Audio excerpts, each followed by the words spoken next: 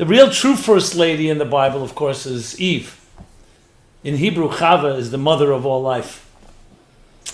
However, when we talk about Abraham being our first father, first patriarch, so in that context, you can say Sarah is the first lady. So as always, there are nuances.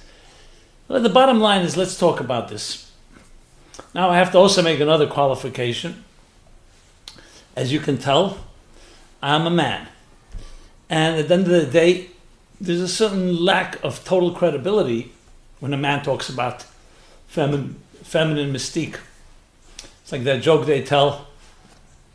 A guy asks a woman and says, what do you, the joke they tell, I should repeat that. A woman asks a man, what do you think about woman's intuition? And he says a bunch of hogwash. He said, how did I know you were going to say that? So, yet, I'm not coming just from my own experience or perspective, though I've had great, wonderful women around me in my life, but also from the deeper mystical and spiritual perspective of the feminine archetype. And though, yes, a woman would probably be much more fitting to talk about this, but I want to share a few thoughts which may be meaningful to all of us. Gender issues in general, masculine, feminine, have been, especially lately, in the news and headlines. We're not really going to address that, but there's no question that there's a crisis and a challenge in identity in general, especially gender and sexual identity. That's why it's very good to often go back to the roots. And the Bible does teach us things that are surprisingly timely and extremely relevant to the 21st century, despite the stereotype that one would think that these are archaic ideas. So we're going to talk about Sarah. Sarah and Abraham are the two pioneers, partners, that forged a new path. A path that was not driven by self-interest, but by the greater good. And not that they were pushovers, not that they forgot about their own needs, but they dedicated their lives to create a new way of looking at the world. Instead of it being about my interests and myself and my needs first, they had open home. Not only an open home, they went out, reached out to people, inspired them spiritually. As we're told in so many different ways, their chesed, their kindness, was legendary. But remember, they were the pioneers. It wasn't something that was a given and everybody was doing it. They were pioneers. As I discussed in the last program about Abraham, the first pioneer. But Sarah was the equal partner. So what do we learn about not just their general partnership, but Sarah's particular touch that we can learn about that teaches us so much today? So there's a fascinating episode in the Bible that after Sarah passes away, interestingly, it's after she passes away, we learn virtues about her that we didn't even know about before that. They were there, but they became far more apparent, which itself is a tremendous lesson in life that I just would like to stop and pause on for a moment. That if you really want to see someone's eternal contribution, it's not always when you see it in their lifetime, because in their lifetime they're present. So obviously they're having their influences. Do you know when you really see it? When they're physically no longer here. Are they remembered? Is there a legacy? I'm speaking now to you almost 4,000 years later, 3,800 years since Sarah lived. And there's indeed a chapter called The Life of Sarah. What it actually talks about is life after her passing, because that's when you suddenly see, more than ever, the real impact. As I said, when the light is shining, but when the light is dimmed, or you don't see the person's light, are they still affecting generations to come? And she did indeed. And here's the story. So after she passes away, Abraham determines it's time for Isaac to find Isaac a bride. He sends a servant who goes out and finds Rebekah. Rebekah finally meets Isaac. Long story, but they come together. And here's their first encounter. Where you see, talk about love at first sight, but not in the Hollywood superficial style, We're talking about a love that would last not just in their lifetime, but thousands of years. Many people say they fall in love. 2 years later, they're fighting an ugly divorce war in court. They meet. Isaac brings her into the tent.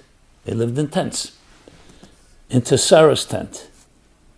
And he sees that it's like his mother reappearing. Now, most of us don't want to marry someone like our mother. But when you know who Sarah was, the ultimate paragon of a woman. But what did he see? So interestingly, he sees 4 features in her. Actually, Rashi, the commentary, brings 3 of the 4. But the Medrash, which is a commentary on the verse, says he brings 4 things. What are the 4 things? The first, he sees a cloud hovering over the tent, which had disappeared after his mother passed away. The second thing, he sees a flame burning from Friday to Friday, all week. The third, he sees a blessing in her dough. That's the expression, in the food she prepared. And the fourth thing, he sees that the doors of the tent are open and welcoming to everyone, whoever wants to come from any direction. That's the fourth one Rashi does not cite. But those are the 4.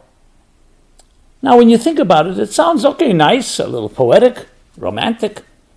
But no, they signify 4 tremendous features in the feminine mystique that if we were able to somewhat bottle it into a formula, we would have a very different world. Now, many of you may already be following these guidelines, but it's worthwhile describing them. So what do these 4 signify? The cloud, the flame, the blessing in the dough, and the 4-sided, the doors open in all directions. It signifies the 4 most important features in a human being in general, and especially in a woman. The cloud. You can go into a home, and the home may be a beautiful home, beautiful furniture, curtains, paintings, a mansion, in every possible way. But it could be a cold home. It could be a home where you don't feel an aura. You don't feel a cloud. You don't feel a vibe, in modern lingo. I remember someone telling me, someone grew up in Europe, very aristocratic and wealthy home. Her father had owned a small island in Greece. They would go boating half a year. I mean, lived a life of complete luxury. But I remember once when she said to me, with tears in her eyes, it was the most glorious home, but there was no one there. I was there with a few nannies. My parents, who were not even talking to each other, barely came home. It was a house without love.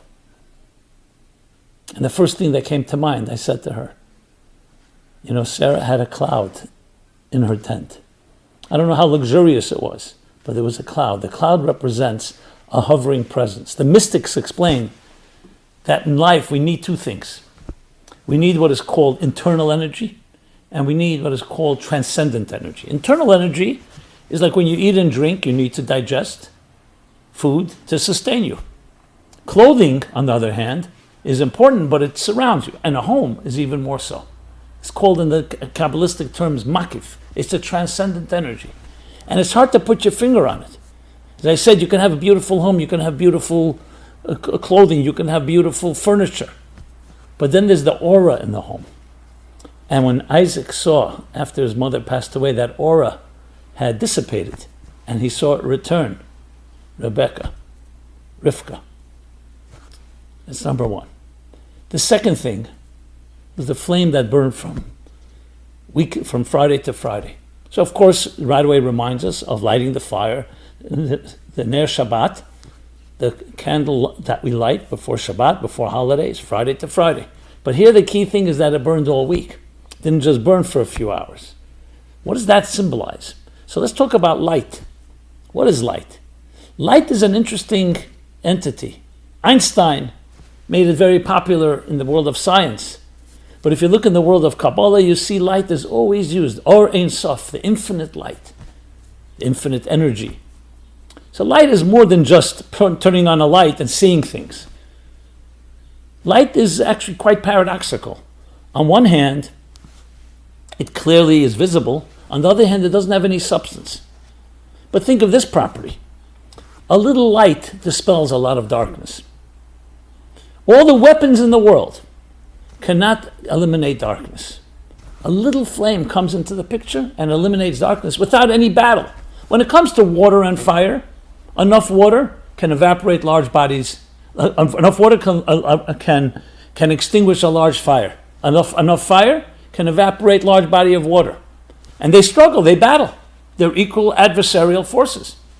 When it comes to light and darkness, as soon as a little light enters into the darkest room, that area will be illuminated. You may need more light to illuminate a darker space, a larger dark space.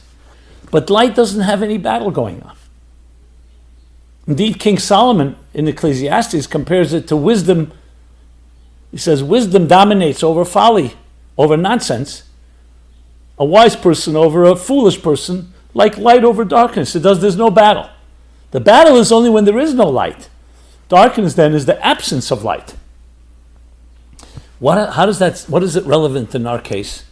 Ushering in the Shabbat, ushering in that sacred day, that oasis in a busy world, and especially in a world like ours, requires something far deeper, far more subtle than all the weapons and all the instruments and all the gadgets that we have.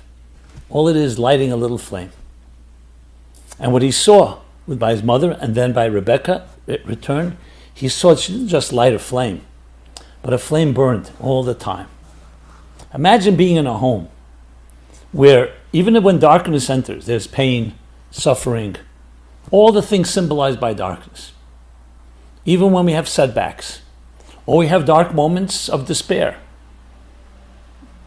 whether it's man-made or whether it just comes our way from above, whether it's abuse, whether it's trauma, other losses, insecurities, fears, all associated with darkness, there's always a little flame burning, a pilot flame, always, from Friday to Friday. Why only from Friday? Why not just say forever?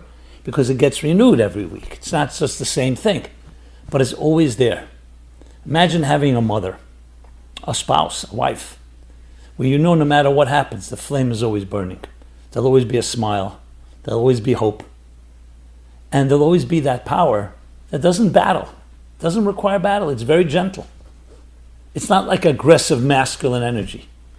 It's part of the feminine mystique. So in addition to the aura of the cloud, he saw now this flame that automatically dispelled darkness. And that reassured him, the confidence that he knew that here he has a woman that will be a appropriate, not just partner, maybe in many ways leader even, and she can have those powers. Those are two. The third is the blessing in the food. It's called actually the blessing in the dough. So we know there's the mitzvah of challah. Challah. Challah is a mitzvah, which means that when you bake a piece of bread or you break a challah, a piece of the dough you put aside, you sanctify it. And that creates a blessing in the food that you eat. Now, we all eat food. We all need to eat and drink. But how much do we associate with it? How much sanctity do we associate? We eat when we're hungry. Sit down. It may be a beautiful meal with family. Sometimes it's a real time to bond, to connect. But the meal itself, a human body needs fuel, so we eat. I'm not even getting into eating in a gluttonous or indulgent fashion. But imagine your meal is also an offering. And your table is an altar. You sanctify your food. We don't think about usually. We think of sanctity and transcendence usually in context of holy things, whether it's a holiday or it's a prayer service or it's a house of worship or it's a temple.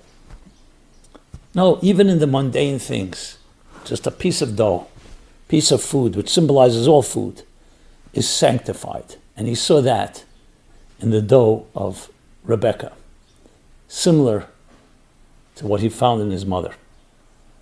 And finally, the fourth thing, the graciousness. Graciousness. That no matter what direction a person comes, not just east, west, south, or north, but also what direction, meaning wherever they are, what kind of personality they have, whether they're coming from a direction that you completely don't identify with, or one that you do identify with, or one from left field, that there's no judgment. Everybody is welcome, because you're a soulful person. And the word soulful is the key here, because all four elements that I described are all soulfulness. It's soulfulness in the aura of the home. It's soulfulness in the light and the spirituality and the soul, which is compared to a flame. The soul of a human being is a divine flame that dispels darkness automatically. The soulfulness, even in material activities like eating a meal, the dough, and the soulfulness in how we greet people and how we welcome people. All these four different features, all were under that rubric called the soul. And indeed, the feminine mystique is about soul, introducing soul into a relationship, into a marriage, into a commitment. It's not just a negotiated contract where we both take care of each other. It's not just sexuality, companionship. All of that is correct. But there's also a soulfulness, a transcendent soulfulness. And this brings me to an interesting thing. And maybe this is why Rashi only brings the first three of the four. The first three are also an acronym for the word Hachen, which means the grace, or Chana, another Hebrew name. Chala, Nida, and Adlokat Neret. Sanctity in the three pillars of a true, healthy marriage and relationship. One is sanctity in our intimacy. Not just sexuality, intimacy. It's a connection between two people that are bonded, and they're intimate not only when they're physically together, they're intimate all the time. That's the aura of the cloud. The second is the sanctity within their time, in space and time itself, the time of Shabbat, sanctifying the light by the candle that sanctifies space and time. And finally, the sanctity that comes and the soulfulness that comes in the very food that we consume, in the material things that we're involved in. But the fourth is equally valuable and equally important, and that is the graciousness, the welcoming, how we treat people, how we're always giving, how we're always open. And what's fascinating here is also to remember, this wasn't just he was looking for a carbon copy of his mother Sarah. She was a very strong and powerful individual, Rebecca. She had her own challenges. And yet she came out like a rose among thorns. Very powerful person. And as such, she was her own unique self. But the features are eternal. The features are ones that we can look at thousands of years later and say, do we have that in our lives? Do we have that soulfulness in relationships? Because that's the main thing that's missing. You know, in a relationship, I've given many relationship workshops, and we always talk about compatibility. Physical compatibility, sexual compatibility. We talk about emotional compatibility, intellectual compatibility. And you think if you have those three, what's missing? But all those three are subject to change. The fourth compatibility, which was introduced here in the story of Sarah, is the spiritual compatibility. Do you share a vision with another? What kind of home do you want to build? What kind of children you want to bring in this world? What kind of mark do you want to make in the universe? When someone comes into your home, how would you like them to feel? How would you like them to go? What do you want them to go away with? In other words, the eternal things in life, the eternal values. Now, in the world in which we live, we have so many comforts, such ease. Press a button, you get something within a half an hour.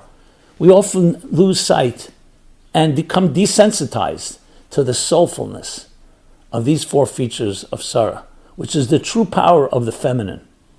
Now, men, masculine, also have feminine aspects to them. They also have soulfulness. However, in some ways, maybe it is simply because a man is physically stronger. It sometimes can obfuscate his more spiritual nature. And women, generally speaking, tend to have that more revealed. But we live in a world where many women think that they have to play by man's game and by the man's rules, which is very sad, because the way the Kabbalists and the mystics put it is that we're really looking to create a feminine universe, where the masculine is a means to help tame the aggression of this world. But the goal is to reveal the feminine energy, which is the soulfulness of Sarah. And that's the true feminine mystique. That is the true quintessential woman. And it's beautiful in its own right. Is the intimate energy within, not the expressive one. As much as we speak and as much as we express ourselves, and that's critically important, there are things that can never really be spoken. And that's ultimately what Isaac recognized in his mother, and then in the next generation, Rebecca. So the First Lady was the First Lady not just as the First Ladies in our White House in the United States or other First Ladies. This is the first real lady. Now, Chava, this is not in any way a slight to her because she embodied these qualities as well, as it's spoken about, but we're putting it in the context of the leaders, Abraham and Sarah, as they pioneered the path of bringing virtue and justice into what can be a hostile, dark universe. And I mention specifically hostile, dark universe because these features are what we give, are the tools that we have that can counter any darkness. The aura and the intimacy of the cloud, the light and the flame, of the eternal flame, I should say. The spirituality within matter, within the mundane, within materialism, the blessing in the dough, and the graciousness to all people from every possible direction. I hope I did a little justice to this great lady called Sarah, and I hope we all can learn lessons from her, all of us, in making our world a more gentler, kinder place, and turning our world into a garden, not just into a shelter, but into a garden, a beautiful garden. This has been Simon Jacobson, our new series called Biblical Characters Decoded, Lessons in Life. We're talking about Sarah, the First Lady in the Bible. Please go to meaningfullife.com. That's our website where you can find a schedule of upcoming events and programs, topics, you name it, from A to Z. Check it out. If you like the ideas, please share them with others. It's all about sharing. And we'd love to hear your feedback, your comments, your thoughts, your suggestions. Thank you so much, and be blessed.